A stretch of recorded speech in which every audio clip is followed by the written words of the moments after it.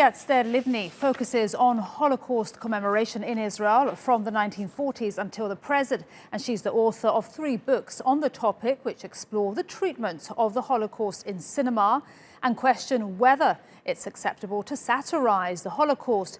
She joins us now from Tel Aviv. Thanks so much for speaking to us on the program. First of all, there are commemorations taking place in Auschwitz, but how is the Holocaust being remembered in Israel today?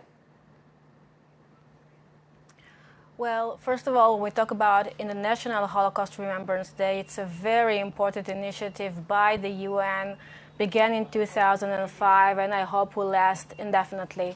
Now, when we talk about Holocaust commemoration in Israel, Israel remembers the Holocaust, I would say, almost daily, because for us, the Holocaust is not an event that happened and ended in 1945, but we relive the memory constantly, and it's constantly reminded by politicians, by educators, by public figures, and so on. You can find it in every aspect of culture in Israel, be it films, theater, books, poetry, and so on. And you can see that the younger generations, meaning the second and the third generation, and even the fourth, all engage in Holocaust memory in Israel. And it's interesting, you say, you remember the Holocaust every day. And my question to you is, it's interesting because we're seeing a rise in anti-Semitism in many places in Europe. Yeah, this is why we have to address International Holocaust Remembrance Day from 3 aspects, in my opinion. This is memory, education, and legislation.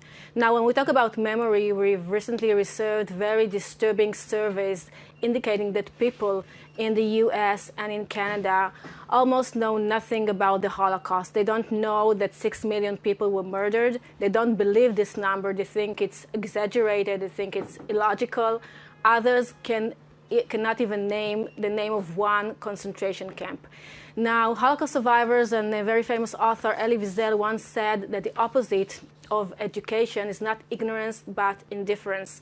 And I believe we should fight both, indifference and ignorance. And Holocaust Remembrance Day, when hundreds of journalists from all over the world arrive in Auschwitz-Birkenau Museum, is a good place to start. So we're talking about memory, we're talking about education, but regarding your question, we also must talk about legislation. As you said, every day another anti-Semitic incident occurs, and listening to state representatives and to Holocaust survivors talk today in Auschwitz-Birkenau is very important, but we have to wake up tomorrow for a world that acknowledges that there is a problem, that the Holocaust ended at 1945, but anti-Semitism didn't, and we have to legislate and we have to issue laws that fight anti-Semitism, racism, xenophobia, and so on. This is a way to start to begin a better world. Otherwise, we might be able to repeat the past. We don't want to repeat the past, and we have to stop it by legislation. Is legislation being taken seriously in these countries where we're seeing anti-Semitic attacks? For example, in France, where we saw the desecration of cemeteries, Jewish cemeteries. Yeah, well, there is a big problem in the Holocaust narratives today. We talk about legislation, but we also talk about the fight over narratives. And as you know, last week there was the 5th International Holocaust Forum in Jerusalem, and I've listened carefully to the speeches of state representatives, and they've all talked very nicely about the need to remember, not to forget, and so on.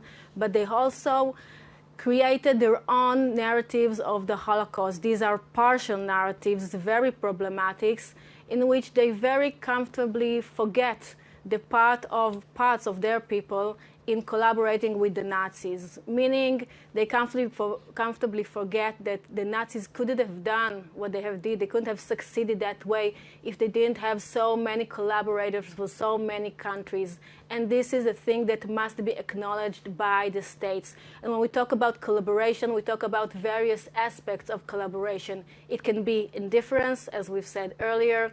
It can be gainers, those who gained money from taking over Jewish property, it can be handing over Jews to the authorities, and it can be taking an active part in the killings.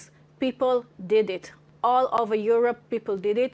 And the first steps, in my opinion, of the state's representative is acknowledging it, dealing with it, and then maybe we can start to think about the present and the future and create a better present and future.